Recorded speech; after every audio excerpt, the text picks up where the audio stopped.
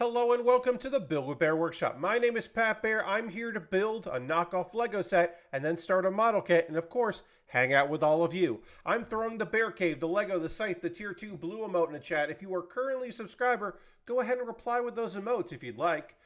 You could also say hi or use other people's emotes, or if you feel like being a lurker and you don't want to say anything, you've got that right as well, and I won't take it away from you.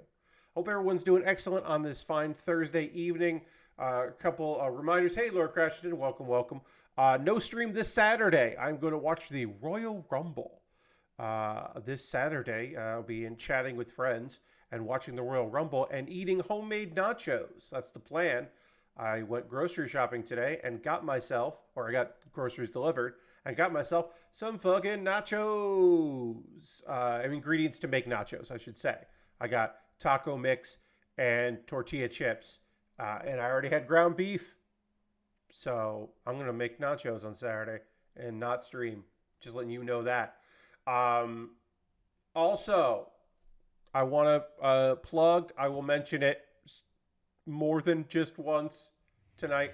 Aristofan says my sub can retire at 65 months. Thank you so much for your continued support, Aristofan. Let's throw the Bear Cave Lego site Tier 2 blue emote in chat. Thank you very much, Aristofan, for your continued support. 65 months is so many goddamn months. That's very, very cool.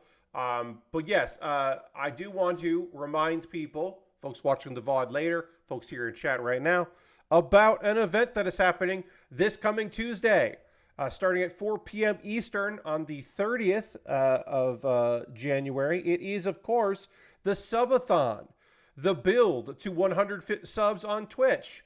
Get it? The build? And my incentives, we should probably hit 75 right even before we've gone, but if not, we'll get to there pretty quickly. The toughest fight in Persona 4 Golden, that's the Margaret fight. We will unlock that. At 100 subs, we will unlock commentary over some All Japan, which is All Japan women's matches. 125 Lego Fortnite. I will try Lego Fortnite for the first time. And at 150, Monster Milk, which is 50% Monster Energy and 50% Milk. And then there'll be some CPU versus CPU matches in WD2K23 and old video game commercials, which the old video game commercials will air probably while I get up to go eat or get food to come back and eat, and we'll do that or whatever so we can hang out. Starting at 4 p.m., that is this coming Tuesday. I mentioned a moment ago that I got groceries delivered on my first grocery run. And among those groceries was milk and a Monster Energy drink. The original, traditional, regular Monster Energy, which was apparently from the refrigeration section, had already been refrigerated. So I just put it in the refrigerator. So it'll be nice and cold when I add milk to it and drink it.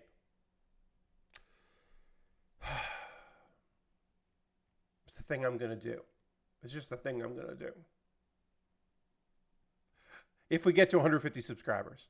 Got to put it in the freezer like Jeff does. Well, Lord Crashing, that's because Jeff takes it from in a box with other energy drinks, and he doesn't plan ahead. Oh, I'm going to want this tomorrow, so he puts it in the refrigerator. He goes, oh, I'm going to want this in a couple hours, so he puts it in the freezer. I'm not saying that I plan ahead better than Jeff Gersman, but I am saying that when it comes to energy drinks, yeah. But again, mine started refrigerated because it was probably from a refrigeration case by the checkout, and is now it came to me cold. Icy Monster Milk. Yeah, here's the thing. It's got to taste better cold than warm, right? Room temperature sounds awful. That sounds terrible for both things. So that can't be good together. Now, do I automatically think that Monster Energy drink and milk taste bad together? Yes, I think that. No further questions. I just think that. I just think that's going to be bad. I'm going to have a bad time with that. I just can't imagine that's going to be a good time together. Should also say Mountain Dew, a knockoff Mountain Dew, and milk, not too bad. Mountain Dew, not actually bad. So I have been wrong before, and I will be wrong again. It'd be fun test to drink that near the end of the stream. Oh, to like only leave a little bit left, let that sit, and then drink it later? No, I don't think I'll do that, Lord Crash. And then I think if and when we get to 150 subscribers on Tuesday, and I go and get that and put it together and drink it, yeah, I'm just going to do that. See, we already dropped. We're already at 77. So we could drop a couple more before Tuesday's stream, because around this time is when people started gifting subs last month. And then at the very end of the month, a ton of gifted subs came in. So there you go. I should actually update these goals here. I need to start new goal. My new goal is 150. Great. Great. I have now updated my goal because now I'm 77 out of 150. And if I go to this, it'll show up. 77 out of 150. Great. I'm just prepping. I'm just prepping for it. Just getting ready for it. Anyway, let's go to the overhead. Hey, we're working on a Mould King. Mould King, if you are unfamiliar, it's your first time witnessing one of these things.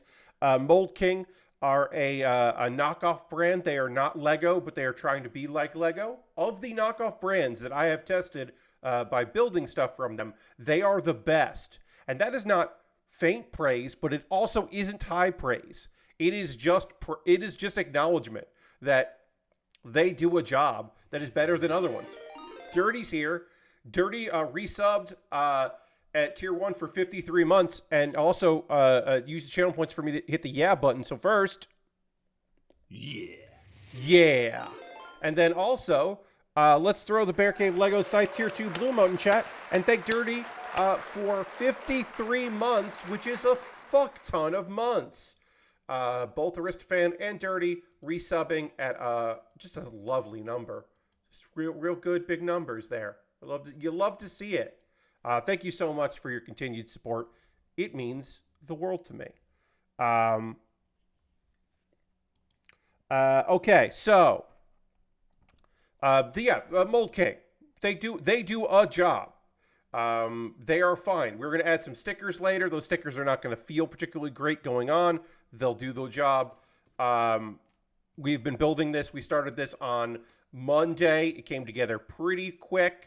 I imagine we will finish this tonight. I have prepped in order to say, hey, this is going to get done by tonight, and then we're going to start our next thing.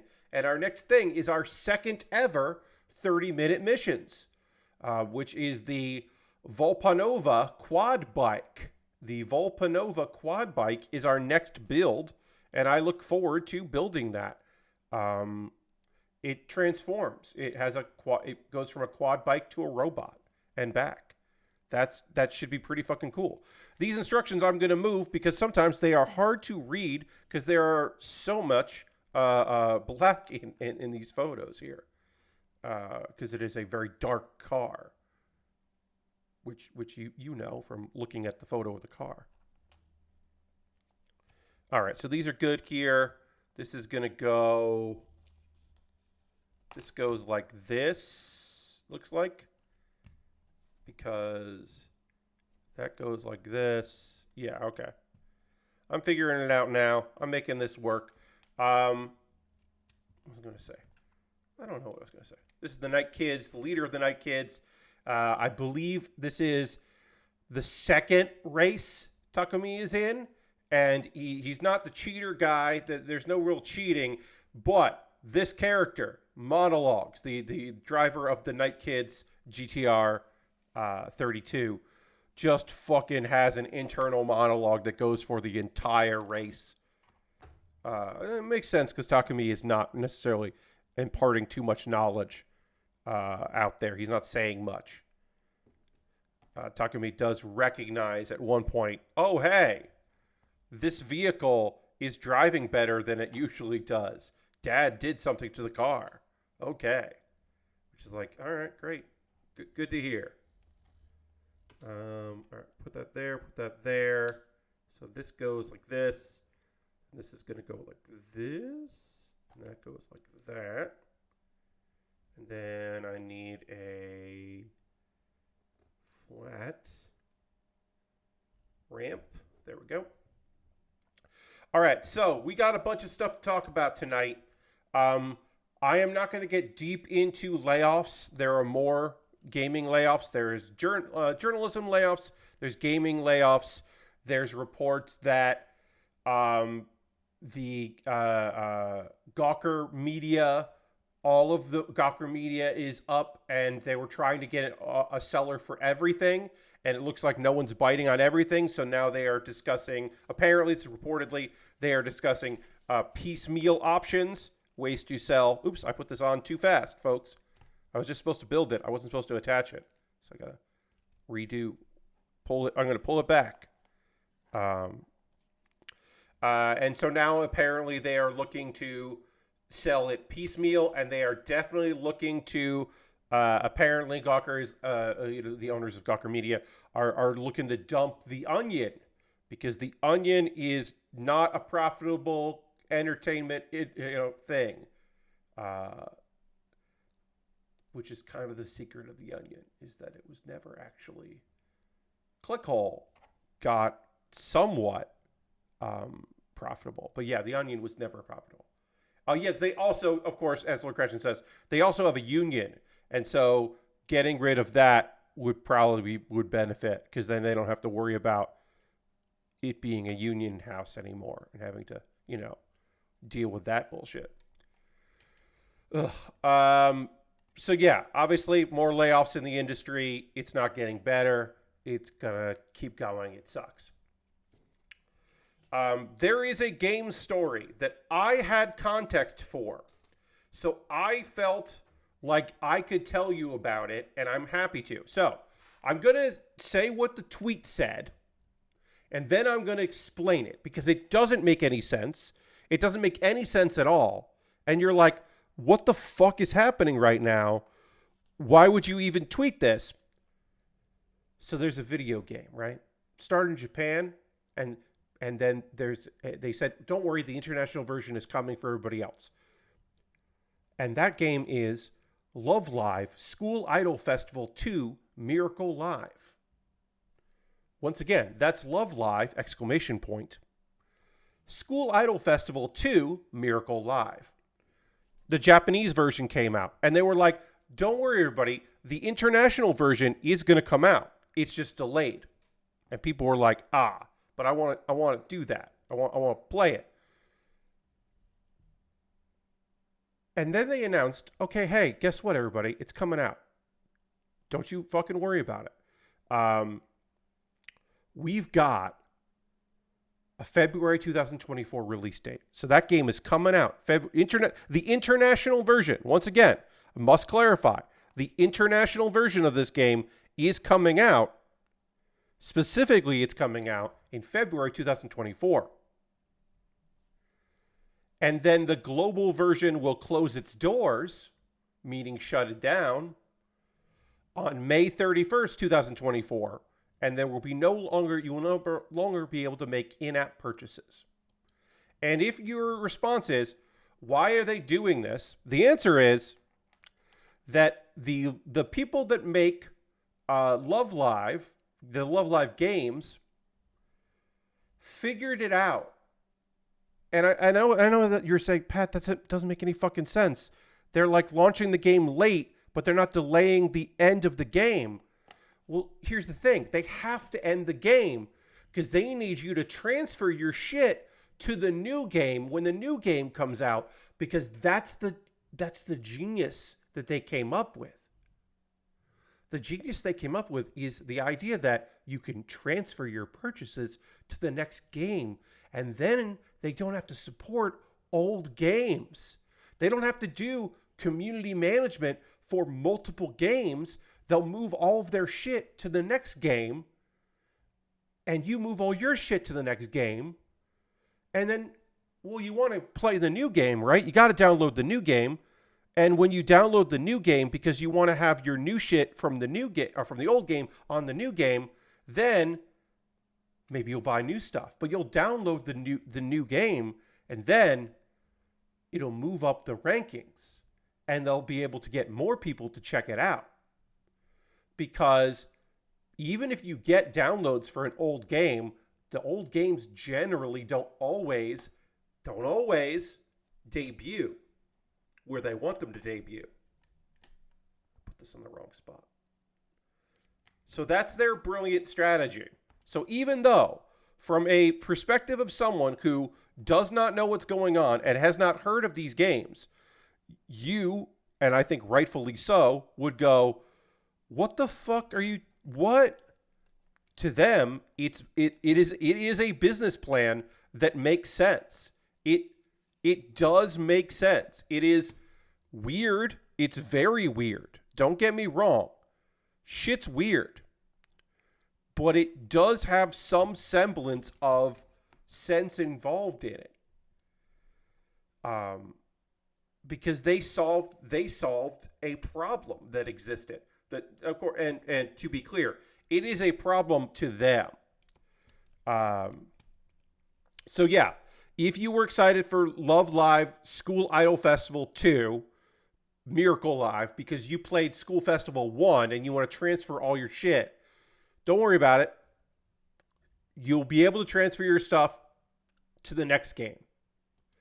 And it's really just, they had to delay the international version, which would only have lasted until May anyway. It's just that would have lasted for a little over a year, and now it's only lasting for a couple months. But the plan, it's planned obsolescence. It was always the plan. And it's not brilliant. It's weird as shit. Don't get me wrong. Shit's very strange what they're doing. Okay, wait.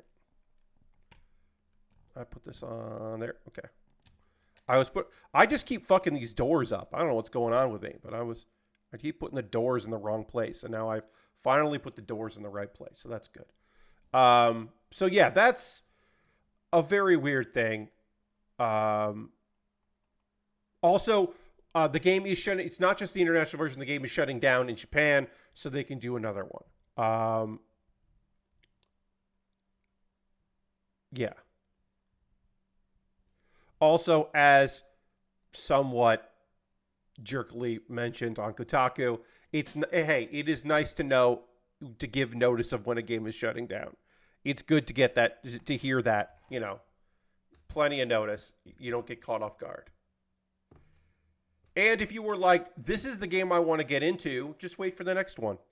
Wait for the next Love Live to get into, if this was going to be your jumping on point. Let's see. I should mention here that I did move my camera around. I realized why I was getting so much camera shake, just the very act of me putting my arm on this table was causing the camera to shake. Well, one, obviously, I'm going from a carpeted area to a tile area. Shouldn't say obviously. You don't necessarily know that, but I've talked about it, but maybe you didn't know. So I'm going from a carpeted area to tile, so there is more wiggle around in here. Just inherently, there's more wiggle. Should this... This should be lined up, right? Yeah. Yeah, I did something wrong here. Something's wrong. I can't believe I keep having to redo this over and over again. I'm like, what did I do wrong with this? Okay. All right, so this piece is just in the wrong place. That's what it is. This piece is in the wrong place. I have to figure out where this piece was supposed to go. This piece was just in the wrong spot. All right, I'm figuring this out now. Sorry, everybody. Sorry that I'm jumping around all over the place here. Okay, so this piece should go at the top of this here. All right, so then this is supposed to go like that down here. Okay, there we go.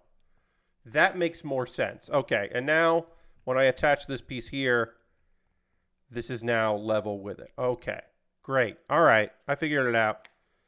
I don't know why I'm having so much trouble with this one area of this vehicle, but I have been having some amount of trouble here. All right. So then this is going to go here.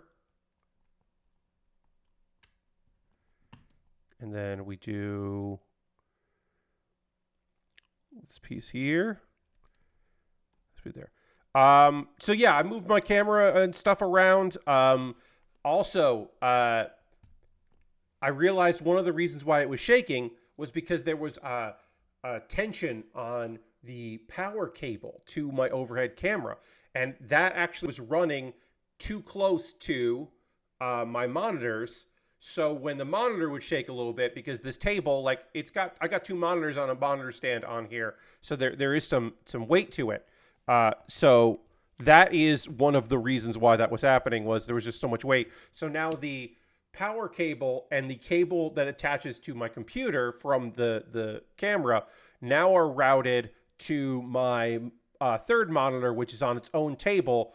That table also has the arm for the camera. So now that's all kind of separated, and that theoretically will reduce the amount of shake. Now, if I bump this table too hard, the table will still shake and you will see the mat move because the table moved, but it won't also cause the camera to move, which is great.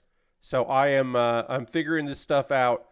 It only took me 2 streams in this room to figure that stuff out, overhead streams anyway, because obviously last night did the gaming stream. Thank you to everybody that came to hang out for that. We were small but mighty last night as I played more of Pokemon Black Randomizer, which is, of course, the Pokemon game that everyone's talking about. Everybody has it on their minds that are talking about Pokemon Black Randomizer, which transitions to this. I'm not going to get super deep into this shit, but we should know about it. Nintendo knows about Pal World. Did they say them by name? No. They didn't. But they did put out a statement that was basically, which I think is totally reasonable, hey, you don't have to tell us about this. We know, we will investigate. If someone is using our our licenses without permission, we will do the research. You do not have to be the police. You don't have to be a cop. We'll figure it out. And they're also like, we want to make it clear. We did not license that out to people. So hopefully folks will shut the fuck up about, ratting Nintendo, like trying to like tell on them or whatever people need to be doing. I think I don't want to talk about it anymore. You know what I mean? Like, I kind of don't want to talk about Pal World anymore. Like, if you were enjoying it because you really like that style of game, hell yeah. I'm glad you got a game that you like and you got that Rust style of game and it's going well for you and you're having a good time with it. Like, hell yeah. I hope you're having a fucking blast. But that's not the kind of game that I'm into. And all of the fucking shit that's going on and all of the discourse, I'm just like, nah, I'm good. I think I'm good on that.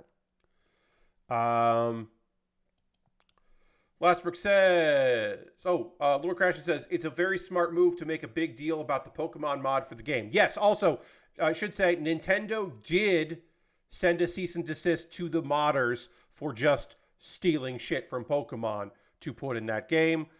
So that did happen. Anything beyond that, we have not heard. Could there be more beyond that? There certainly could be. I'm not necessarily saying there will or there won't.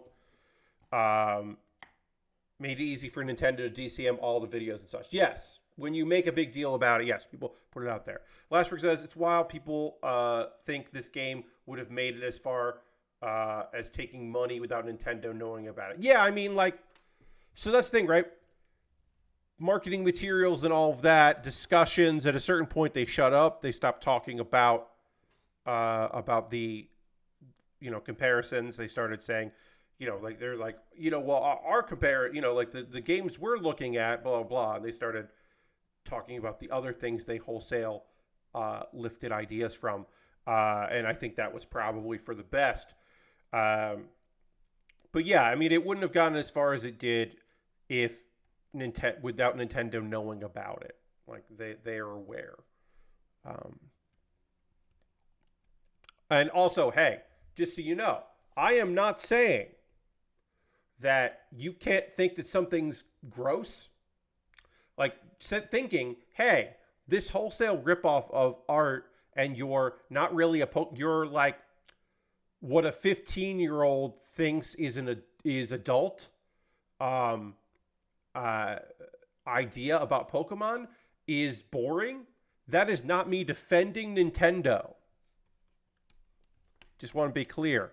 You can think, I don't really care if you're ripping people off, if you're ripping off ideas from giant corporations, while also thinking that game doesn't seem interesting at all, and all their ideas are boring. I contain multitudes. Okay, we should talk about Twitch a bit. The lawyers are probably always paying attention to anything Pokemon, like to see if anything about if it requires some action. Yes, the Pokemon company is litigious. Nintendo are litigious. They know. What really it is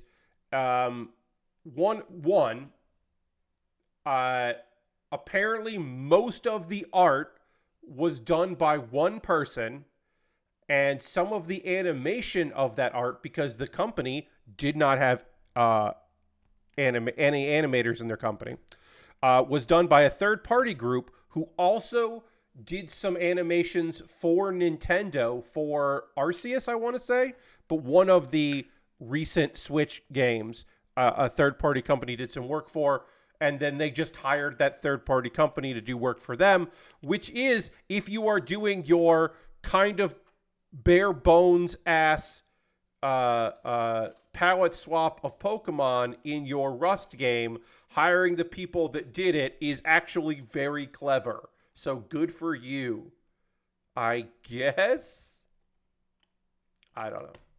Again, I'm going to move on from this. I don't have much else to say about it. There was a Twitch update that is kind of interesting, and I want to talk about it a bit. So, there are payouts from Twitch, right? It's a 50-50 split. 50-50. That's the thing for affiliates and for most partners. There was a period where partners were getting 70-30. That died for most people. There is an upper echelon that does get a grandfathered in, very sweet fucking deal. Like, and they get the best deal out there, right? But for most people, it's 50-50. You give me $5 a month, Twitch takes 50%, I get 50%. Same thing with Prime. There's been some changes. Now, the big changes are that they put in a while ago, they're expanding the Partner Plus program, and they're just going to turn it to the Plus program, because now people who are not part of that can get a different revenue. There are two things I should mention about that. One, ads. They changed how ads work, and you can get more money for ads if you run more ads. That's the thing that came in. That's different from this. This is basically just like, hey, you had a couple really good months. You have to have a couple good months where you reach a certain threshold, you get paid more. And they're opening that up because originally they were like, well, we only offered it, this is their words, we only offered it to partners because if you're making those kind of moves, you're probably a partner already. But that doesn't take into account gift subs, very good months that people might have, or affiliates that don't want to be full partner because they don't want to be locked into contracts. Now, those contracts are looser than they have been, and they do offer more incentive now because you can do streaming on other platforms and simulcast streaming and all that. So the people that withheld, that chose not to become partners might end up wanting to become that. But anyway, they've expanded the program that started in October. Streamers who maintain 100 plus points for 3 consecutive months will qualify for a 60/40 net revenue on paid and gift subscriptions to their channel. And they're reducing the plus points threshold for the 70/30 split from 350 to 300. So basically, if I was, let's say, I have over 100 plus points right now. If I kept that for a couple months, I could get into this program. They also they do that. So they're doing a few things that are very good. They're doing one part of this that they kind of jumped in with this that actually, depending on who you are and where you are, sucks. So this expanding it out, allowing affiliates to qualify, makes a lot of sense. These things are great. So if I kept 100 plus points for 3 months, I can get a 60/40 split instead of a 50/50. If I get 300 plus points for 3 months, I get the 70/30 split. So you keep going, you make more money. We're putting stickers on this thing. We're going to put some stickers on this thing. Time to put some stickers on this thing. Because we only have 2 steps left. Stickers, and then putting it in the case. And then we're good. So we'll do that. And we'll do our best to get all of these stickers on here. So I need the license plate on the back here. Sticker 1. License plate. And I'm going to try to get these stickers on properly because, wow, these screens just like to fall right the fuck off, huh? Okay. Or these side mirrors really like to fall off. This was not done well, in my opinion. These side mirrors really like to fall off. These stickers are also going to really like to fall off, so I'm going to try to get it on quickly. You can't really fix these stickers. They're not like the decals for Lego where you have a little wiggle room. You really just need to get them on. I'm going to do the other one on the front here first, and then I'll start doing all of the side stickers. So yeah, basically we don't do them as we go. We just do them all at the ends, which I don't hate. I don't hate that idea. So the other big change is changing the Prime Gaming payout model. So many of you know, if you have Amazon Prime, you get a token that you can use called the Prime Gaming token. If you link your accounts, if you link your Twitch with your Amazon, you get that token. You can use it just like money. And basically, it was the same as, it's still tier 1. It's still going to be tier 1. The split was basically like 250, 250. 50-50 split. That's changing. And it's going to a fixed rate starting this summer. So does that affect you, the viewer? No. That doesn't affect you, the viewer. You, the viewer, this is the same shit. No problem. Don't worry about it. Everything's cool for you. What does it mean for me, the streamer? It means that if you are in the United States, if you are in Canada, 50-50, no problem. If you are in Australia and you subscribe with your Prime Gaming token, I get a little bit less. I get $2.50. No problem. Okay. If you are watching my videos from Cambodia, I get 80 cents. If you are watching in Hong Kong, I get $1.60. Thanks for watching. If you're watching from Japan, I get $1.75. And so on and so on. So basically, at some point, they ran the numbers and went, oh, wait, depending on what country you're from, we're paying out more than we want to people. Now, do I have a huge international following? I don't believe so. I would say, I know a couple people internationally that watch the streams. I know there's some VOD watchers. I don't know if but I don't think they're subscribing with Prime. So I'm not actually, like, for me anyway, it does not feel like this is going to be a thing that I have to, like, really worry about. But for some streamers, it will cause an issue. Some streamers will lose money on this. It's for people that have, a lot of Prime. They get a lot of people Prime. I'm sure Loading Ready Run, who have a huge international audience, and also a lot of viewers in Australia. I'm sure plenty of people use their Prime gaming token for Loading Ready Run, and Loading Ready Run's numbers might go down. Now, also Loading Ready Run will probably get a better payout as a partner. So there's only, so much comparison that needs to happen with that. They will certainly do okay. All right, so 6, 7, and 8 go. 6 and 7 go on here. For some reason, these stickers are split in half, and then 8 goes on here. All right, so we'll just put this like this so I can put the 8 on there. I don't know why performance are split up, but they are. Or sorry, performance are split up, but they are. We'll get that sticker on next. Almost done with the stickers. Almost done with this whole build. Anyway, again, it shouldn't affect people too much. For me, it probably won't affect much of anything at all. I don't imagine it will. I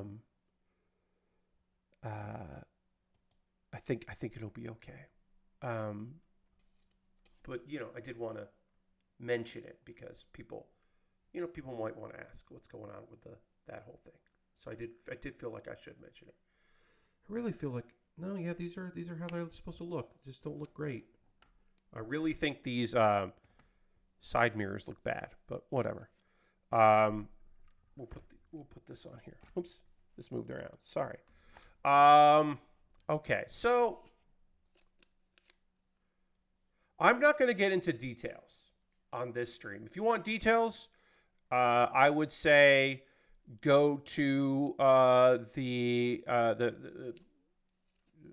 Wall Street Journal for the full write-up.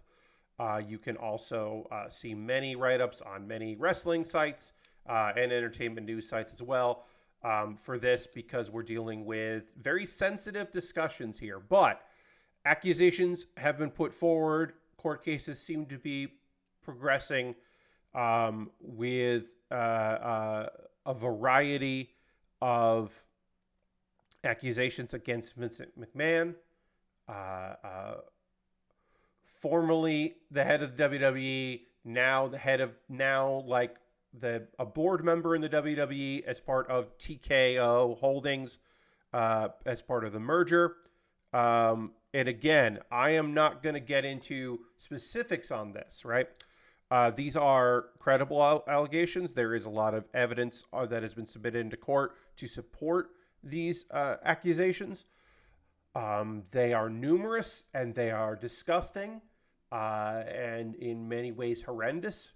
I am not here to defend Vince McMahon or WWE or TK Holdings. Bobby Dice Roller subscribes for 37 months. Thank you so much, Bobby. Appreciate you very much. Let's throw the Bear Cave Lego site tier 2 blue emote in the chat. I am not here to defend any of this, but since I talk about wrestling, 37 is a lot. Thank you very much. Because I talk about wrestling on this stream, because I will be talking about the Royal Rumble, which is happening this Saturday. I'm not streaming because I'm going to be on Saturday because I'm going to be watching the Royal Rumble. Because I will be talking about that in a moment, and I will be talking about it again on Monday when I tell you about my thoughts on the Royal Rumble. Because I am doing that, I felt it was only right for me to bring this up. So my general thought is that it's disgusting, and I don't like the Netflix deal. Still going to happen. Vince McMahon going to get distanced. TKO will distance themselves from Vince McMahon with easily enough. He will face some consequences, but they will be minor. John Laurinaitis is probably worried that he's going to go to jail, because if someone's going to go to jail, it's going to be the guy that doesn't work at WWE anymore, that is used to being the fall guy, the guy that got dismissed so that they could say, hey, we take this seriously the last time, a year ago. But as far as Vince McMahon is rich. I don't know what else to tell you. So, Bobby, I'm not going to get into specifics, but the Wall Street Journal put out a report today of many allegations put forth, criminal allegations that are seemingly going forward. And you can read at your own leisure. Again, I'm not going to get into specifics, but I will just mention the statement from TKO. Again, remember that this is TKO is the joint company of WWE and UFC, the parent company of both now, because they sold out. Is not a company that is owned by the McMahon family anymore. TKO Group Holdings. This is Endeavor that owns it, basically. And reminder, they have no problem with many awful people. So, no, that's totally okay. Yes, sold and merged into one company. Yes. TKO is the parent company of the UFC and WWE. And there is a person in charge of everything, and then there is someone in charge of WWE and someone in charge of TKO, and there is TKO UFC, and there is a board. Vince McMahon is on that board because him being on that board was part of it getting sold. He had left, he had retired, he came back, he did a hostile return into the organization, basically saying, hey, if you want to sell this company, I have to be a part of the sale. I have to be here for the sale. I'm getting my my golden parachute. To which he did, because they went for it. But TKO, they put out a statement to Variety. People were like, hey, what the fuck? One of your board members is part of this garbage. Yes, he's the chairman of the board. Yes, he's on the board for that.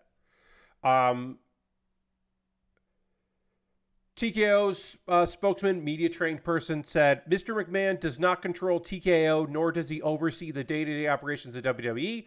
While this matter predates our TKO executive team's tenure at the company, we take Miss Grant's, that's the person making these allegations, horrific allegations very seriously, and we are addressing this matter internally.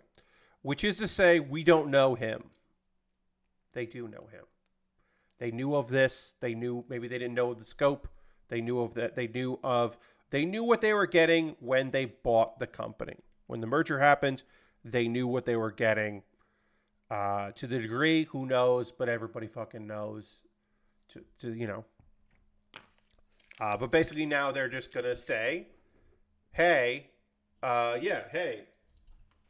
shit that happened not on our watch, that sucks. We'll take a look at We'll run the numbers, see what's going on. We'll get back to you. So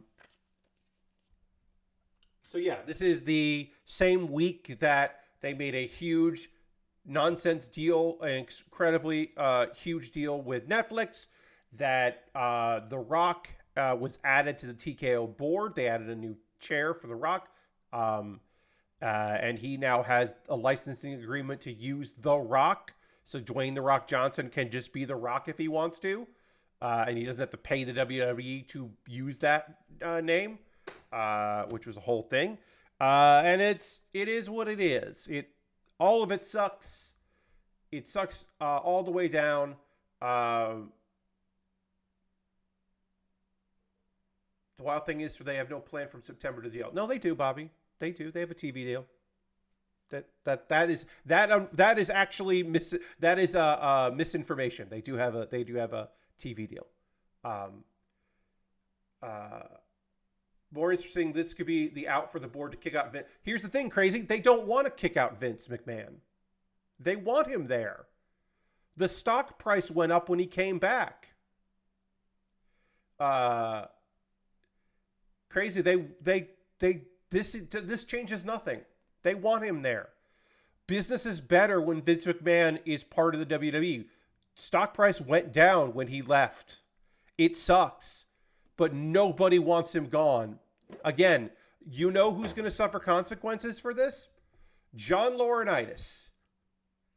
John Laurinaitis is going to suffer consequences from this because he's going to be a fall guy, because that's what you do. Yeah, I mean, crazy. Like, look, if you're telling me that there are people on that board who would do want him gone, of course I believe you.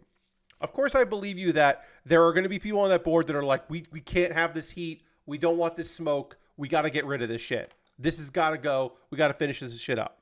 Like, of course there are people who would think that. But unfortunately, there aren't enough people that think that for this to really do anything. Now, if he's convicted of crimes, that's a different story, right?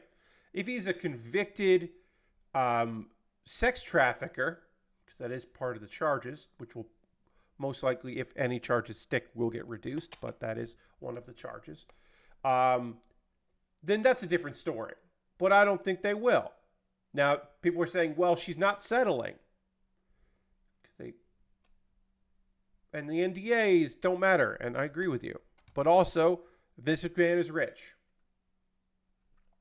And so I just don't believe it. I do believe the accusations. I want to make that clear. I don't believe in that there will be justice if in a court of law. That seems very unlikely to me, and I wish that I was less of a pessimist when it comes to these kinds of things. Now, everyone has their comfortability when it comes to stuff, right? When dealing, be that, we had some weird autofocus there. Sorry, everyone. When dealing with these things, right?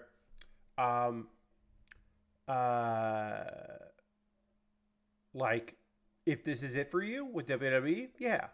If it was other things and you were like, yeah, I'm done. I've been done with WWE. Totally understand. Completely get you. If that's your thoughts on this, yeah, of course. Of course. I'm going to watch the Royal Rumble on Saturday. I have friends that work at that company. I like the wrestling that happens there. I know that sucks for some people. But I don't keep a Peacock subscription consistently, but I do have Peacock so that I can watch this Saturday. And I totally understand why for some people that is a disappointing fact that I am going to do that. In the same way that I know for some people the fact that I am streaming this week is disappointing, that I didn't take the week off from streaming. And I know that's disappointing to some people. I cannot financially afford to not stream, which is a different story than my wants and needs of wanting to watch wrestling that I like, which is, I understand why that is a bummer for some people, and a deal breaker for some folks. I totally understand that. I don't have a good answer for you. I don't. It sucks. I wish that company was better. I wish that company was not so insistent on protecting garbage people, especially with these allegations. It's not just a couple bad eggs. It is a cultural thing for many, many decades within that company. And awesome people just keep their heads down or get out fast. And a lot of people have to be like, oh, I didn't know that was happening, and put their head in the sand. And it sucks. Yeah. It's rough, right? It's rough out there. So it is a tradition of that company, unfortunately.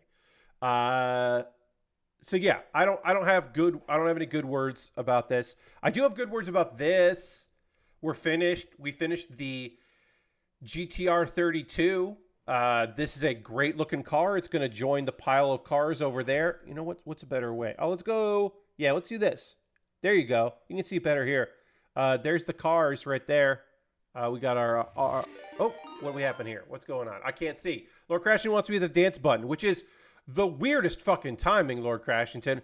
Okay, I will hit the dance button. Well, yeah, I finished this vehicle, and it's going to go over here, and then our couple, our Gundam pilot couple, is going to go on top of that, and that'll be good. And yeah, we didn't see that because I don't have any overlay stuff on that shot. That is my just me, no border shot. I figured a dance for Queen of Cat. Okay, I got you. So we completed it. It's in the case. I'm going to take 2 photos. I'm going to take a photo with the case, and I'll take a photo without the case. Got to do this here. We're changing the colors here. So you can see the camera rocked because I put my arm on this table.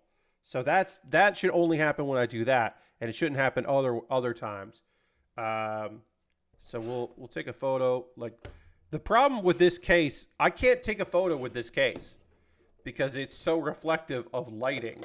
There's just no way. So I'm going to take the top off, and then we'll just take a photo. Oop, like this. Oh, and this fell apart already. That's great. I mean, it looks pretty fucking rad. But so we'll take a photo here. Great. And then I'll put it in the case. And then it's going to go on display there. And then we'll go back to proper lighting. You see that the camera does shake there because I just put my hand on that table, my side table. Copeland versus Suzuki was very good. You're right. That was really good. You're not wrong about that. That was a fun time. All right. Did I? Ooh, okay. Well, you get to watch me do it live, folks. Apparently, I did not. I did not put in the photo of the kit we'll be working on next. So now I have to do that live, which is fine. I'll do that. I got to go down to, there we go. And the photo I need is, there we go. This is our next build. It is the 30-minute missions Volpanova Quad Bike. It's a dude, and then it becomes a bike. So you can watch me. I thought I had done this today. Apparently, I did not save my work. But I thought for sure that I had done that. So now this has got to go. Whoops, that's got to go there. This has got to go. Oh, nope, that's, come on. What are we doing here? This is what I want. Great. This has got to go like that. So now I'm just going to choose that. I'm going to go with that. Going to minimize that. Then we go up in big. We make it really small so that we can fit it where we want it, like there. And then fill it out, holding down the Alt button. And that's all it is. That's all I do for that. So now I can work on this new build here, which does have some color pages. It's mostly color pages, which is really nice. Will this kit take 30 minutes? No, because I'm doing it on stream. So this will not be 30 minutes. Will I finish this kit up on Monday? Because I'm not streaming on Saturday. Reminder, not streaming on Saturday. Yeah, I'll finish this kit up on Monday. That is my guess. But we'll start with the head. I need A2. And we'll take a pause for the cause in a minute or two. Let's get one step done. Let's get the head done. Because the head is just 3 pieces. One thing I should mention with 30-minute missions, lots of like, hey, you're going to need these 2 sprues for it. Like, it's good. This shit's good. Nice, good explanation of what you need and how to make it work. I do like 30-minute mission kits. This is the only second one I've done on stream. I've done like 3 before this. So I do have a little bit of experience with it, but not a ton. And yeah, there's not much to the head. We will panel line as we go. So we'll get the head attached and get it on there.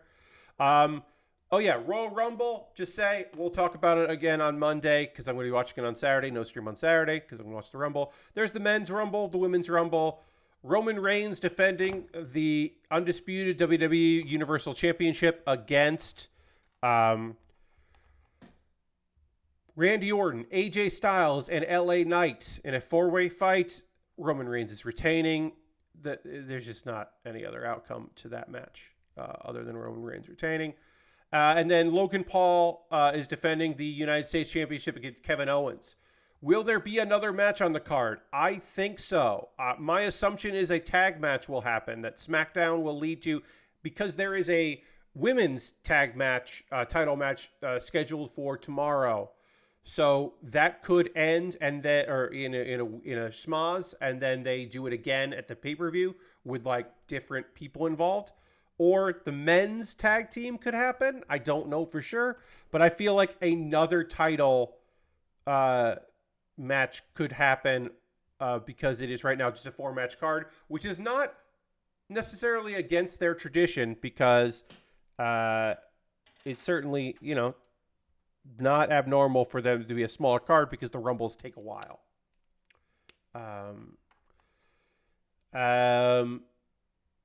Right now, the announcements, they don't include that. They used to include who some women have announced for the Women's Rumble, but is not listed on Wikipedia. But I know Bianca Belair and Bayley have announced for it, but I don't know who else has. But for the Men's Rumble, Cody Rhodes, CM Punk, Shinsuke Nakamura, Bobby Lashley, Drew McIntyre, Gunther, and Kofi Kingston and Damian Priest have all announced for the Rumble. There will be more, obviously. There were betting odds on who's going to win. A lot of people were saying Cody Rhodes. A lot of people were saying CM Punk. Andrade has some support. Andrade, who has ended his time with AEW and might be coming back to WWE at the Rumble. Bobby just gifted out 5 stars. Thank you, Bobby, so much. Let's throw the Bear Cave Lego Scythe Tier 2 blue emote in the chat. Thank Bobby, and welcome aboard Firestar Man, Bald Ridge, Brain Pan Chicken, Mr. Shanks, and Zeffy Sleepy. Oh, Zeffy Sleepy. Welcome aboard, everybody. And thank you very much, Bobby, for gifting those subs. It's very kind of you. We are inching our way towards the goal of 150, which matters mostly on Tuesday. Doesn't matter too much at this point, but on Tuesday will matter quite a bit. Mr. Shanks is my father. Of course, that's also Mr. Fornks, but we know lead speak. Andrade, theoretically a surprise entrant in the Rumble. I have discussed with a friend my thought process of the Cody's crew, that there could be a Cody Rhodes crew contingent entering, because there are 2 people that are no longer with AEW that have been known to associate with Cody Rhodes. One runs a wrestling school with him and his brother, who won't be Dustin. And the other also trains people at that wrestling school. QT Marshall and Sean Spears both left AEW. And some people were like, do we think that Cody's going to have like a running buddy show up? And then, of course, his longtime friend, whose wife is in the WWE, Matt Cardona, as another member. Matt Cardona could show up. Matt Cardona in the Rumble, even not as part of Cody's entourage, makes a lot of sense. Would he come in as Zack Ryder? Probably. He would also probably say, he's been doing all this stuff as Matt. Here's the thing. Matt Cardona, belt collector. He's lost all the belts that he was collecting. And some people have speculated he lost those belts so that he could come back to WWE. He should, of course, come back to WWE as his wife Chelsea Green's manager, because that would be very funny. But yeah, there's some thoughts of that. Some people are saying Hulk Hogan's going to be in the Rumble. I do not believe that to be true myself, but there's certainly speculation that the Hulkster could show up, which I will say I don't want. Weirdly enough, if he came in as an unknown wrestler, Chelsea's husband. Yes. If he came in as Matt Cardona, Chelsea Green's husband, and they never mentioned that he was also Zack Ryder, that would be very fucking funny. And at some point, someone said, woo, woo, woo, and he went, what? Weird. The Patriot will be the... no, the Patriot won't be there. There is something that could happen that would be kind of fucking rad. I need to look up their name. So pardon me. I need to look up her name.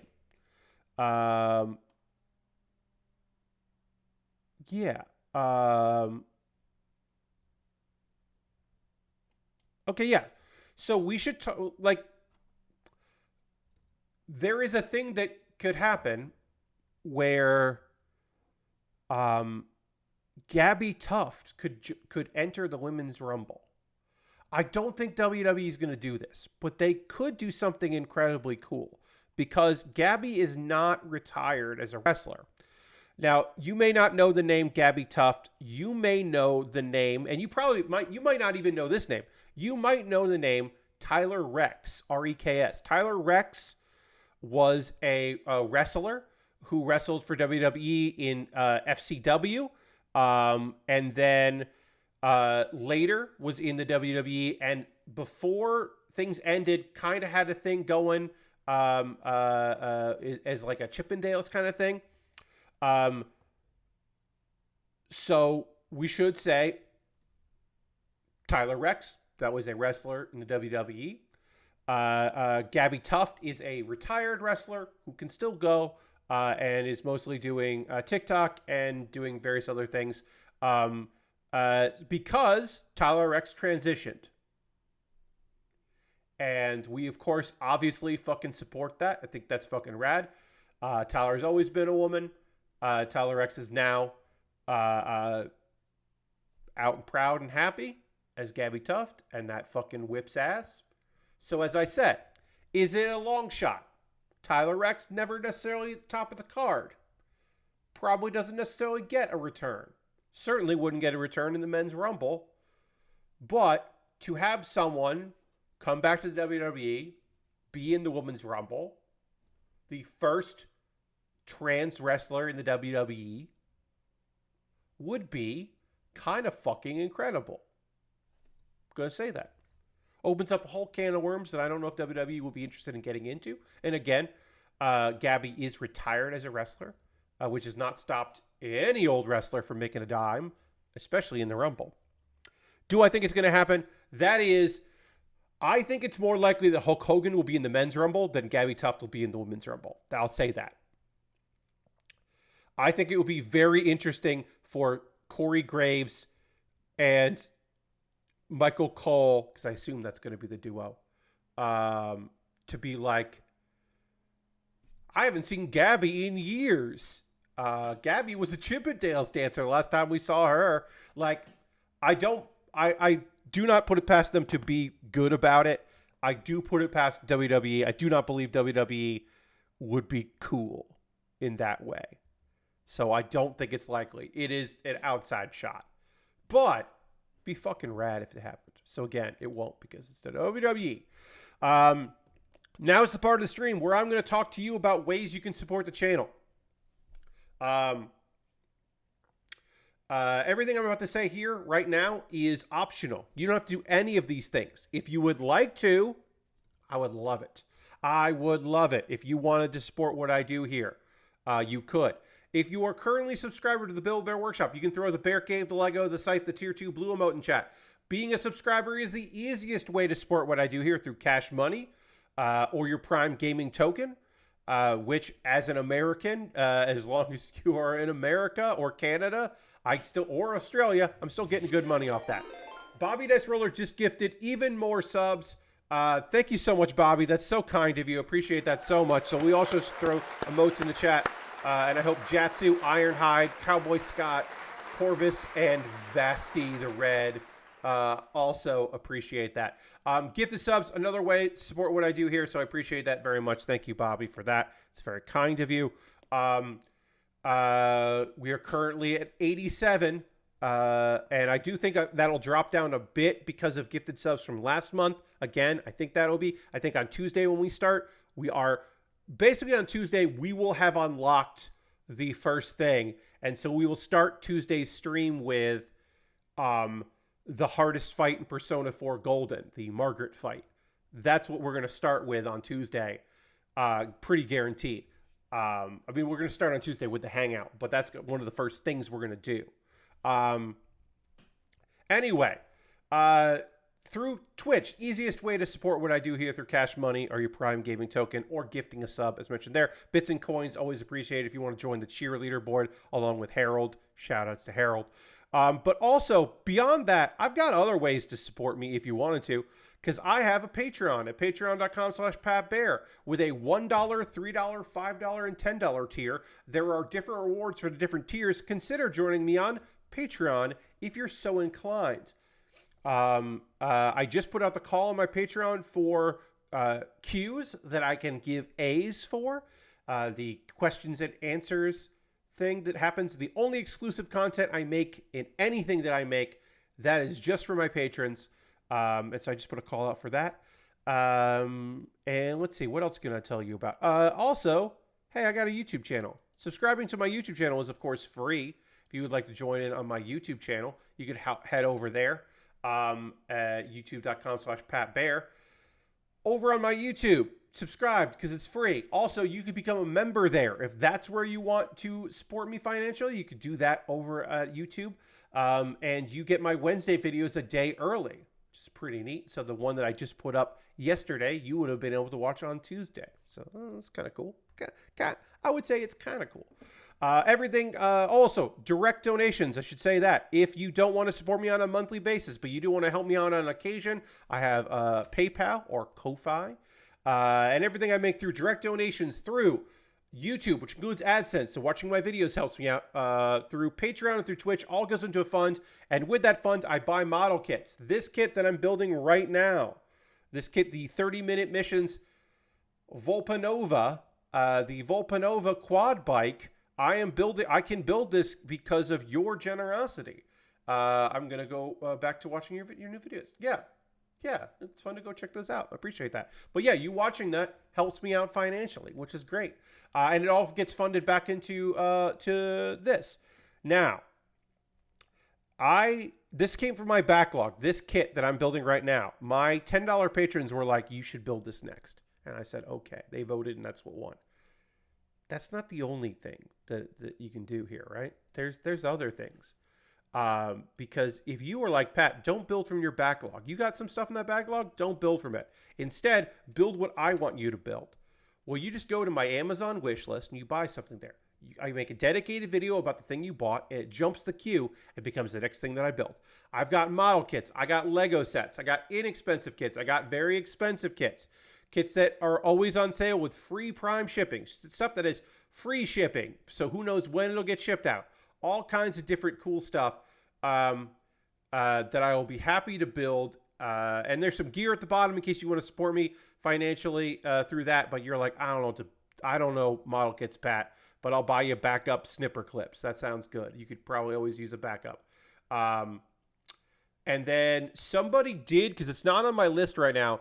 I don't know who bought this, but somebody bought the Gunned Volva. The Gunned Volva from Witcher Mercury, which is the only high grade from Witcher Mercury I haven't built yet. So somebody bought the Gunned Volva. I don't know who bought that.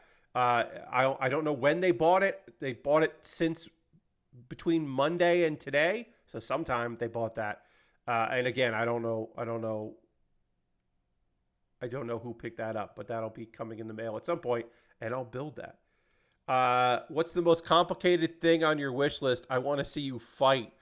Bobby, that's a great question. You know what? I'm going to give you an answer. I'm going to look here. So, most complicated thing. I would say, if I was looking for a challenging build, I don't know. Again, I'm not saying you have to buy any of these things, right? Because I'm not saying, Bobby, you just gifted a bunch of subs. I'm not saying you have to buy anything from my wish list. I will say that if I had to pick a kit that was complicated on this list, I don't know.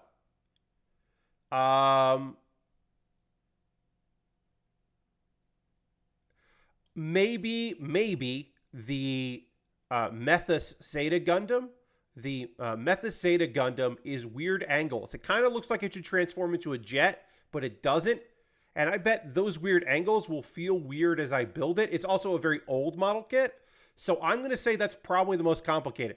The real answer is probably the Tall Geese, but like that's only complicated because it's the Wing Gundam, the Wing Zero Gundam's wings, and those fucking feathery bullshit. Those wings, it's not the full ones, but it's similar. Those wings are really annoying. So it's probably that one, but that one is also $129. And so that's just on there for the big spenders. No one should buy that kit from me. That's mostly there so I can look at it and go, someday I'm going to build you very expensive Tall Geese. But yeah, those wings are probably annoyingly complicated. But yeah, that Zeta Gundam kit, the Methus, is probably really weird.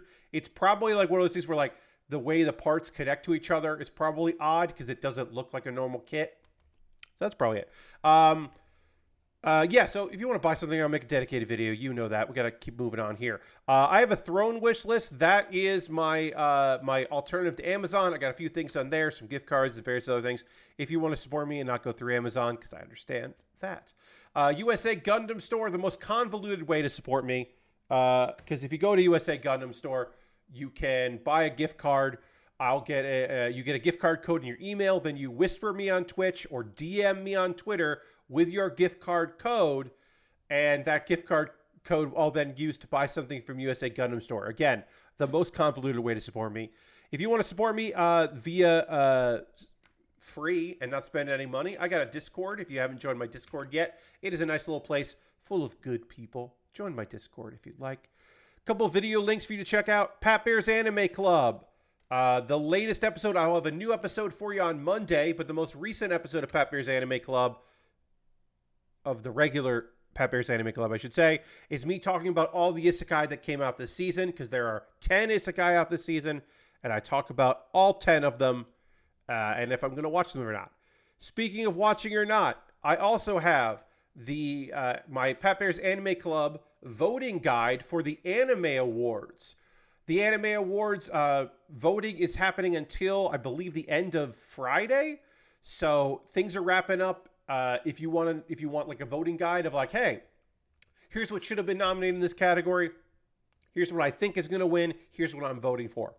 I go through the categories and I tell you in that video.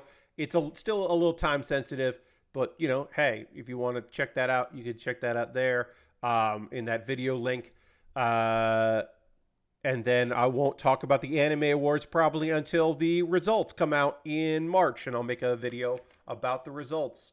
And so you're like, this one for Anime of the Year. Obviously, it's Witch from Mercury, which didn't get nominated for Anime of the Year. Fuck off. You know, that's pretty much what I'll say. And Kuma Bear, your weekly anime recommendations. My new Wednesday series where I recommend an anime that I am currently enjoying or have enjoyed. Throughout January, every week I'm recommending an anime from last year that I thought was really great. This week I am recommending The Ice Guy and His Cool Female Colleague, which is a romantic comedy series about adults, not teenagers in high school. It is an adult romantic comedy show that also features supernatural abilities. I said superpowers. It's really supernatural magics.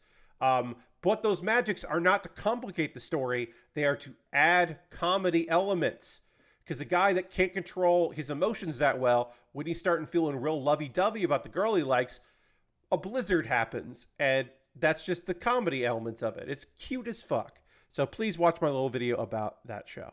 All right, I am going to talk about some anime here. And we're going to work on this new kit. In order to get into that, I need to dramatically transition back to the overhead and drink some water, which we'll do right now. So here we go.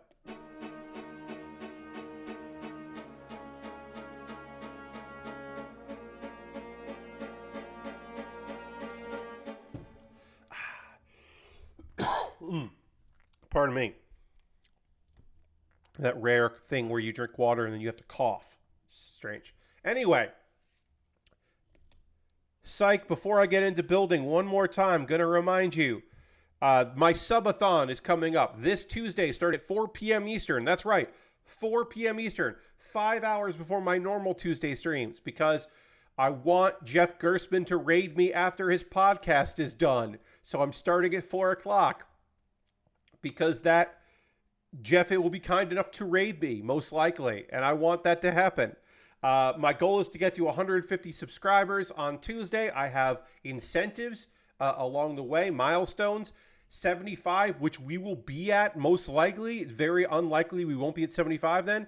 So the toughest fight in Persona 4 Golden. At 100, I will show some All Japan Wrestling women's matches. I do some commentary live over that. 125, I will check out Lego Fortnite for the first time. And at 150, I will drink a tall glass of Monster Milk, which is 50% Monster Energy, 50% milk. I can't keep doing this. This has to be the last time I do that, the drink. Plus, if we need to, I'm not even saying we're definitely going to do it, but we'll do some CPU versus CPU matches in WWE 2K23. And I've got some old video game commercials that we can watch that most likely will play while I go and get the beverage if we get to 150, or it's time for me to eat dinner. Let's watch some old commercials in a playlist while I go eat dinner, that kind of thing. All right, let's work on this, and let's talk about anime. It's time to talk about anime. These are two shows. Thursday nights, I did not plan it this way, but that's how it worked out. Thursday night is Villainess night, because both shows that I watched Tuesday, Wednesday, Thursday leading into this are shows that predominantly are about girls who are labeled as the villain, the villainess in the piece, and of course aren't villains. One is an isekai. One is a reincarnation story. They are different, but they are both pretty solid, and it is fun to talk about both, so I will talk about both. Let's talk about Villainous Level 99. I may be the hidden boss, but I'm not the demon lord. If you have not been checking out this show, it is about a girl that realizes as a child, oh hey,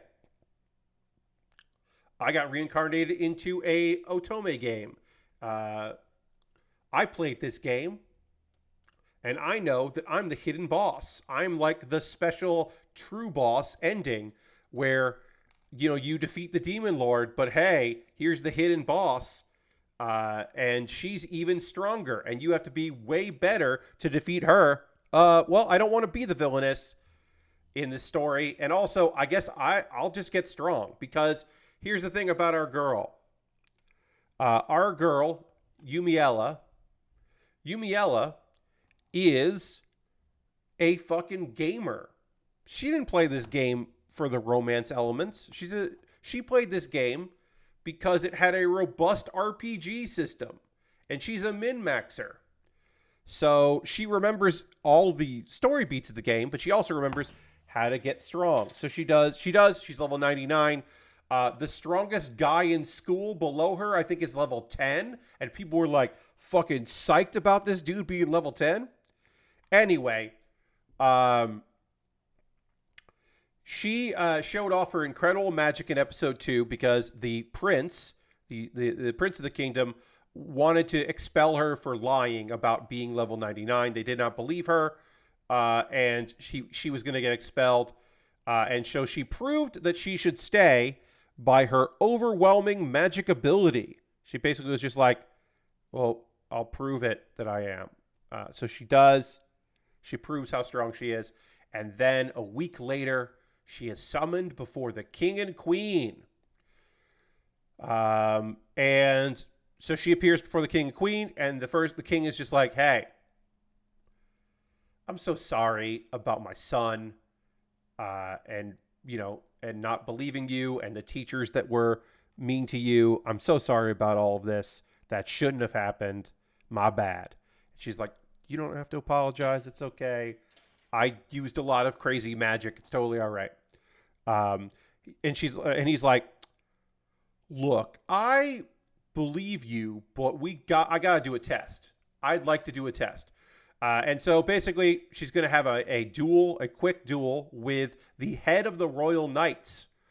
And it's not necessarily like I think the king has his knowledge and knows that she's for real, but he wants the other noble people that are in the other noblemen, like seeing is believing. And so there's a quick little thing where she dodges a strong attack, and she knew she could dodge it, which leads the knight to be like, yeah, she's stronger than me. I believe it. And then the king is just kind of like, hey, can you show me some of your magic? Which he does. And he's like talking to the head mage. This is fucking, like, I'm going to say, this shit's very clever. Like, this is not a dumbass king. His son is a dumbass, but he's not. Because the king is just like, dark magic, huh? That's pretty rare, right? But it's like any other magic, isn't it? And then the head mage is just like, yes. You know, it has its positives and its negatives. It has its weaknesses, of course. Just like all the elemental magic and light magic. It's very rare. It's like, and probably because it's rare, people are scared of it because they're scared of things they don't know. In the same way that her dark hair, because we don't see a lot of people with dark hair, that people would probably think that that's not great. Oh, how small we are. Which is basically the king, like, out loud being like, hey, here's my public opinion on this, that, like, dark magic isn't bad and this girl is cool. And it's, like, pretty smart. And Yumiella is like, oh, that was for my benefit. Okay. So he offers her any reward, and her request is just like, I don't need, peerage. I don't need land. I would just like to go to school and live in peace, and I would be happy to be this like, will you fight this country? And she's like, I would be glad to be this country's shield. And she's very, like, specific of like, hey, don't think you're just going to send me to war, but if someone's threatening the country I live in, of course I'll defend it. And he, like, picks it up because he's, like I said, this dude gets it. He understands what's going on. He's no pushover. So that ends. And then she finds herself, like, she's just like, oh, okay, that's good. Why am I having a tea party? Like, why am I having tea and cookies with the queen? And the queen's just like, hey, what if you married my son? And she's just like, no, I don't want to do that. I don't want to marry your son. Because, of course, having this very strong person, is part of the royal family would be great. Because here's the thing. They don't want to fuck this up. She's level 99. She is the strongest person in the world and is, they assume, going to be stronger than the Demon Lord. Also about the Demon Lord. They want her help fighting the Demon Lord. Because the Demon Lord who got sealed by the first king in the kingdom is going to come back. And they know that's going to happen. She knows it because she knows this is a video game, or this is based in a video game. But they know it. And they're like, look, here's the deal. We're going to make a party with the prince leading the way. You could just do it, but we'd rather have your support. And she's like, yeah, that makes sense. Because, like, if the prince doesn't do it, then people would be like, well, the royal family didn't even help when the Demon Lord showed up. So, okay. It's a secret. Very few people know the Demon Lord is coming back. But now Yumiella is like, yeah, I'll help you out. Everything's going to be cool. That's great. And then there is a big change. There's a big change in school, everybody, because the king likes Yumiella. So she hasn't, like, made a lot of any friends, but now people are talking to her. People in her class want to know, like, hey, we heard you hung out with the queen. Like, yeah. And all that. And, like, they're at least talking to her. They're still probably scared of her, but they're talking to her. And part of the reason they're talking to her is because we learned that there is a conflict within the kingdom. There are nobles who don't like the king's peaceful rule. They want to go and wage war and make money through the war effort. And the king hasn't been interested in that. So they're the anti-king faction. And there's also, obviously the king's faction. people that support the king. Turns out Yumiella's parents, who she's never met because they've never hung out at home and raised her at all, unfortunately, they are part of the anti-king faction, and those people want Yumiella to join. The people that are because she's in school, so these are children of nobility. The other kids, just like, maybe one of them wants to become friends with her, but they want to like make sure that she's happy and she's still supporting the king and all that. So they're on that track. This is the wrong piece. I got the wrong piece here. So I'm going to put that aside, friends. I'll find that when I need it. So they're mostly just want to hang out, and they're very polite. But the anti-king faction want to recruit her at all costs. So every noble dumbass dude wants to try to date her or get engaged to her. And she kind of has to shut them all down. And then, let's see. She does run into Eleonora. Eleonora is the daughter of the head of the anti-king faction. So obviously, she can't say no to this person. But she's going to get recruited, right? No. Eleonora Hillrose is apparently really in love with the prince. She seems like a fucking nice airhead that is in love with the prince. And she's convinced that Yumiella is going to try to steal the prince away from her. They're not engaged or dating or anything. But she's got the hots for him, so she's concerned. So, a friendship of sorts gets made.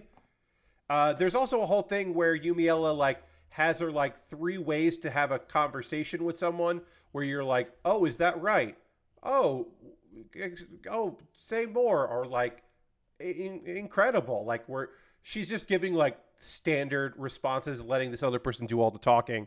I mentioned this on Twitter, that it's very fashionable to in media to be like, this character's on the spectrum, or this character has ADHD, or whatever. It is often a little cliche to do that, but Yumiella is definitely on the spectrum.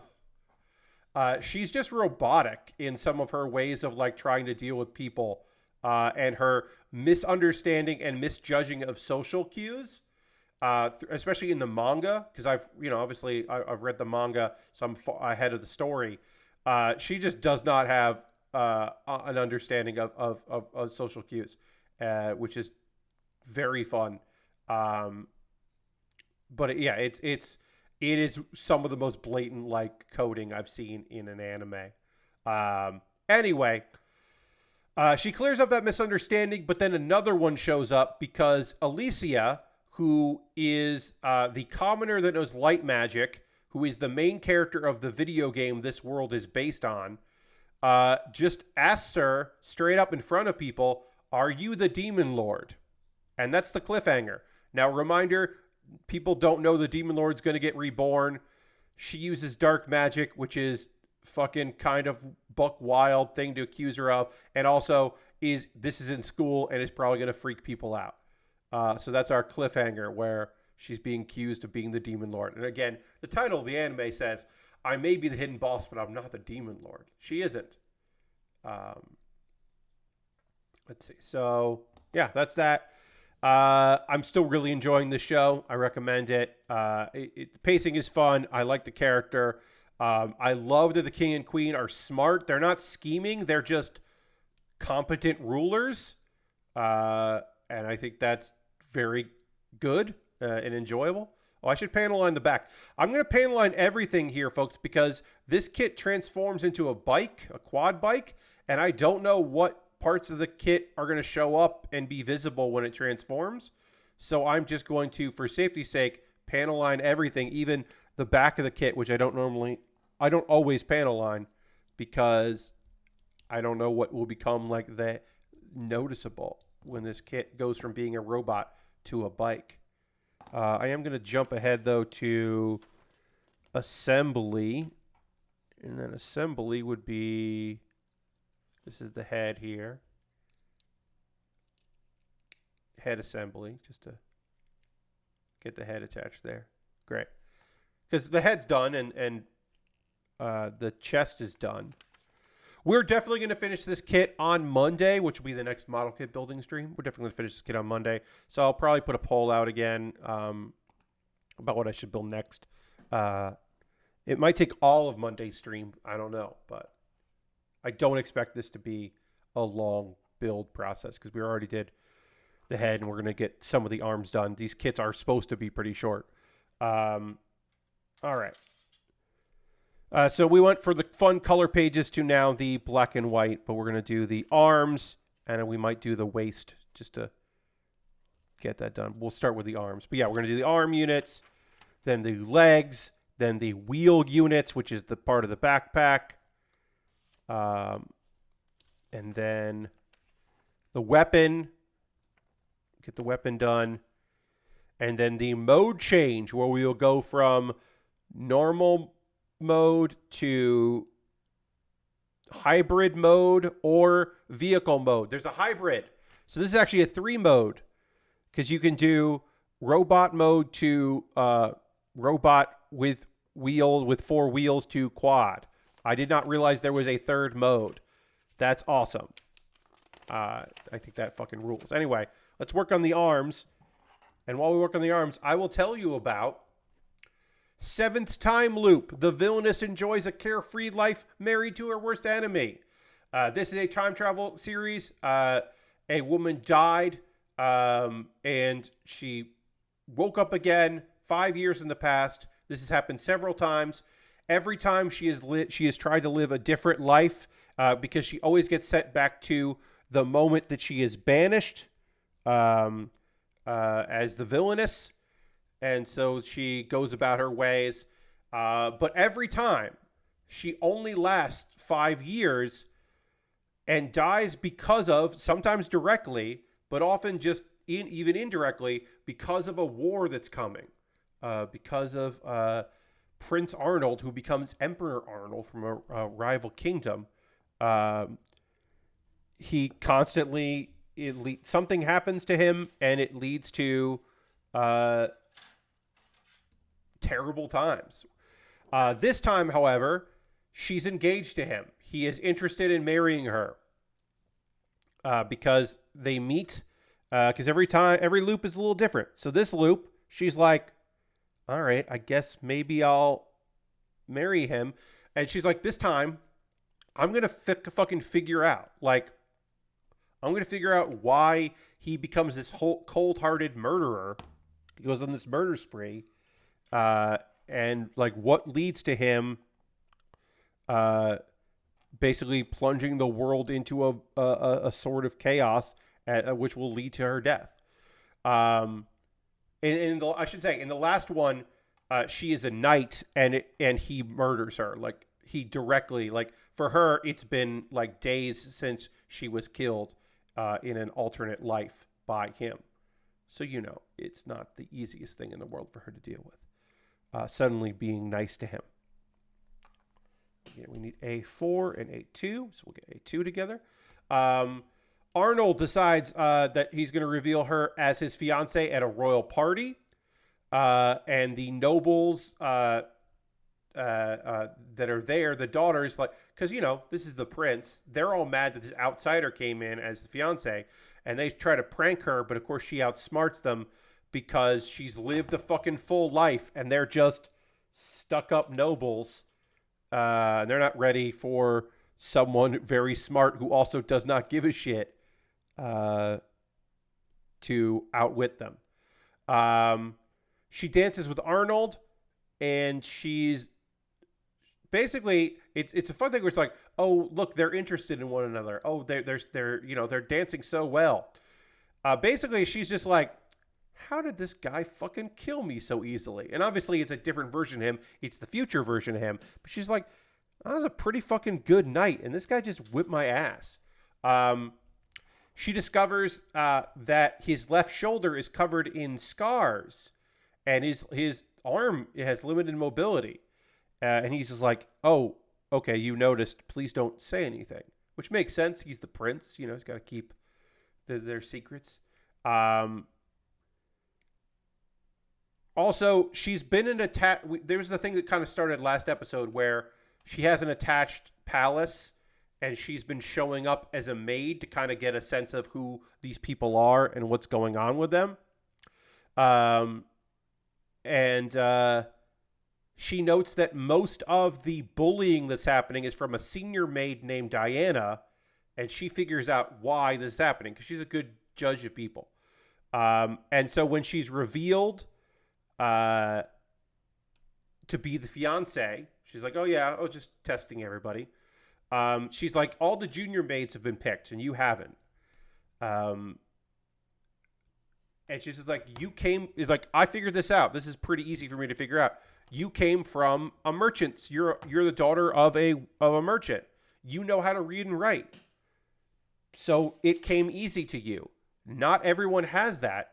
And because it came easy to you, you weren't aware that it would be troublesome for other people, and you were an asshole about it. You were frustrated at slow learners. And then Diana apologizes, and she's like, great. So you're not going to be the head maid. You're going to be in charge of teaching all of the junior maids and other people as well how to read and write. So she ends up with a job. She's like, yeah, it's like you were being an asshole, but you're talented. I'm not going to let you go. She gets it. She gets it, everybody. Arnold is, of course, very amused by this because she's just so different. He just loves how, like, smart and talented and, like, unique and confident she is. Just loves this, just real into this girl. And so he's just like, whatever you want, I got it. I love your craftiness, whatever you need. And the episode ends with her having a meeting with Kane Tully of the area trading company. And we get a little bit of flashback explaining who he is. In one of her previous lives, in her first life, she ended up learning the ways of a merchant with him. So she really wants to have a meeting because she's decided she's going to try to get a lot of her former allies in her different lives to be her ally in this life, because this is the one that's going to stick.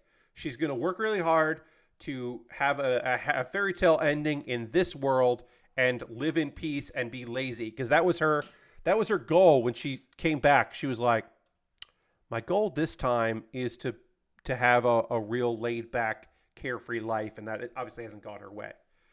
So we'll see. We're learning more about them. We're getting a sense of how confident and how smart our girl is, which is good. We're still early in the season, so there's still plenty of stuff to happen in it, but I've read a lot of this manga. I'm not up to date on this manga. I should get back to it, but I've read a lot of it.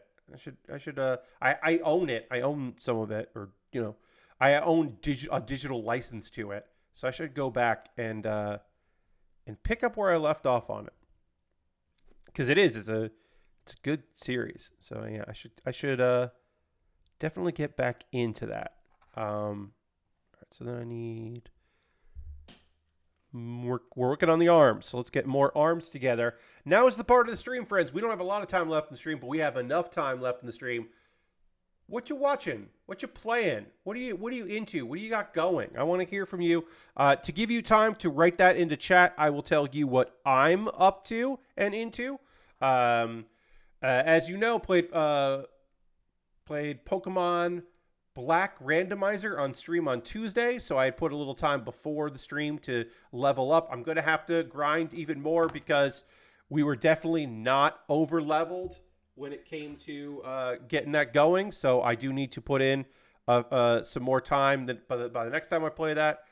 And I'm playing Hearthstone. That's the main game. Oh, I did go back and Hearthstone. I don't have much to say about that. I've been playing it. I'm still enjoying Hearthstone. I did put in more time with Mars First Logistics. I've been playing around with some vehicles in the like sandbox mode and playing around with that, which has been fun. And we'll definitely check that game out probably next month. There hasn't been an update to it, but I just really like that game, and I don't know a lot of people who play it, so I like it. It's also just like a chill, fun experience, and so I'm looking for that. And I downloaded a couple new wrestlers in WWE 2K23 so that we can do that. Obviously, 2K22 or 24 is coming out soon, so people kind of slowed down the characters they put in, but there are still some people putting stuff in WWE 2K23, so I will be looking for that, I was looking to download a couple new characters because I don't know if we're going to need to play that on Tuesday, but I will have that. That was the thing, right? Like, the plan is, okay, people will, we'll get all these subs that I would like to get, and then I will unlock all this stuff, and we will be ready to do some things, but I'm like, I still need to have something in case we don't hit that, right?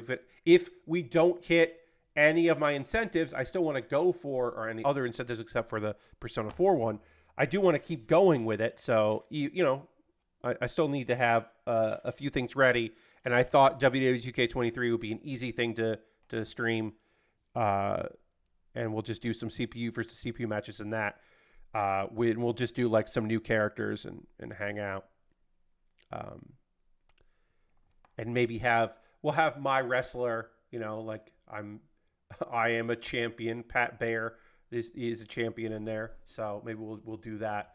I gotta look that. I'm gonna look up. See, where's wrestling stream? Yeah, myself and the as a CPU and Hyper Misao are the intergender champions. I have to get belts made for that. I still need to do that. That's on my short list of things to do for Tuesday. I think I'm going to do that tomorrow during Jeff Gersman's NES streams. I'm going to work on that, designing the BWBW intergender champions, or all. I want to say all gender. You know what? We'll say all gender champions because we are all gender champions. That'll be good. Yeah. Because there are some non-binary folks. So, yeah, we'll call it the all-gender. But, yeah, the all-gender champions need to be represented. What the fuck just happened there? Oh, yeah, also I need to give myself better music. I got to change that up. Because I can't have a tag team with the two of us, so we'll enter separately. But we'll just call it all-gender. All-gender. And I got to get myself better music and better entrance from that character. But yeah, I'll probably do a few things in WWE 2K23. I don't know what I'm going to do, but I'll have a few things set to go for that. And as I start working on these arms, I'm going to look to see what y'all have been saying in chat. Lord Crashton says, I've been playing more Pal World, which is still a decent game. Okay, nice. Let's see. I need number B9 and B9. Get B9 out there. You got wrecked by the first boss since I didn't know what level it was, nor what PAL they had. So now I'm getting more appropriate party members to grind for a bit to hopefully beat it. Also, I just started unlocking guns for specific PALs, so the real PAL world will be starting now. It's finally Pokemon with guns for you. Great. I hope you're having a good time. Aristophan says, I just finished Prince of Persia, The Lost Crown, which was excellent. I'm going to be trying out the new Like a Dragon game soon. Hell yeah. So yeah, that's not on my agenda. I will at some point play the new Like a Dragon, Infinite Wealth, but I will not be getting that at full price.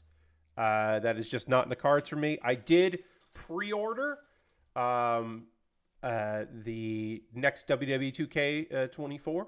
I did pre-order that because that is something that we will get a lot of stream time out of. So I felt that was a smart investment.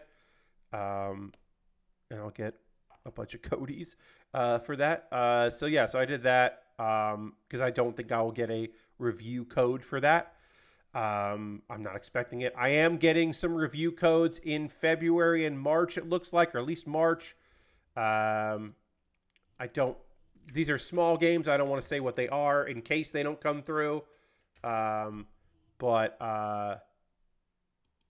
there's a couple like cute indie titles that seem like they might be ready, or they might be sending me out a review code.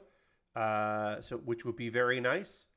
Again, I can't say for sure that it's happening, but that'll be good. In the future, we'll have some new games to check out. That'll be, oh yeah, like I said, sending out a review code.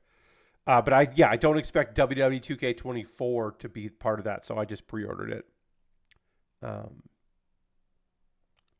All right, so how does this goes? This looks like this. We want this part to be in the front, and then this goes like that, and then that goes into this there. Okay, we'll go there. I saw the second Gurren Lagann movie in 4DX last night, and the changes to the final fight were fun, but that movie didn't hit as hard, both emotionally and physically. The 4DX was throwing me around way more than the first movie. Okay, yeah. I don't know, like the movie adaptations of something that like resonated with me so strongly years ago. I don't know. I don't know if I'd want to go back. Like, I don't know. I can understand why the impulse would be to at least find out if that is going to hit you hard, or be something that you want to check out. But yeah, I don't know if that doesn't necessarily feel like something that I would be super into doing. But I totally understand why one would, to at least find out. Sometimes you just want to find out. Let's get these arms connected, and then we will we'll do a little panel lining here. We'll probably, actually, you know what? We'll save the panel lining. We'll panel line this on Monday. Let's finish the arms here with the hands to get those together, and then we'll panel line that either off stream or on my own time, or on Monday. That is a reminder that I will not be streaming on Saturday, folks. So my next stream is on Monday. Hope you'll come back for that, where I'll be finishing this kit up, because we have the legs and the wheels and the, there's no stickers for this.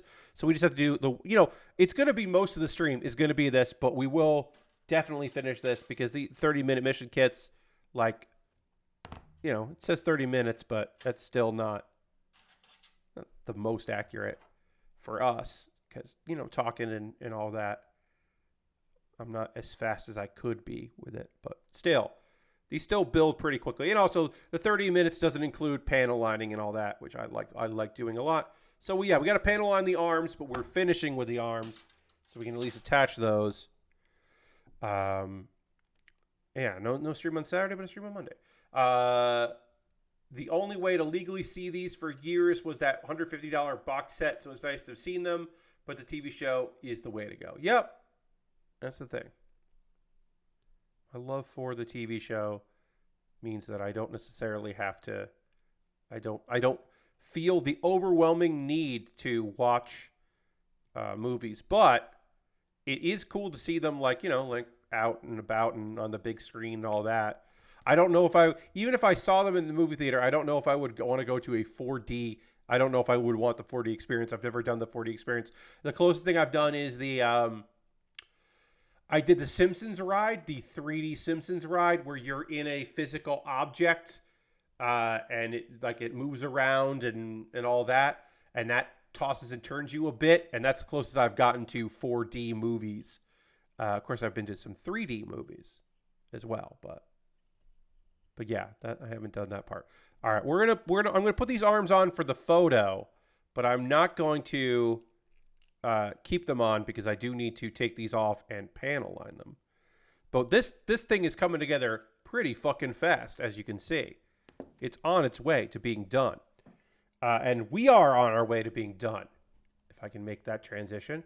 And I want to thank everybody for joining me tonight. This has been a fun Thursday stream. Again, no stream on Saturday. Next stream will be on Monday, where we'll finish this kit up, and it'll be Manga Monday. We didn't get a chance to do Manga Monday. Actually, it won't be Manga Monday, because I will still have Saturday anime to talk about. I forgot about that. I'm not streaming on Saturday, so that means Monday I've got 4 anime to talk about. We got to postpone Manga Monday yet again. We're not done here, though, because we do need to go on a raid, because that is how we end every stream around here. We're going to go find someone doing cool shit and spend some time with them. It's only fair. I want to double check if is Jeff doing the Tekken stream. Jeff had discussed doing a late night Tekken stream. He is. Jeff Gersman is playing Tekken. We're going to go raid Jeff. Tekken 8 is just come out today. And Jeff is streaming it. So we will go give Jeff a raid and hang out there as he plays some Tekken 8 on launch, which will be cool.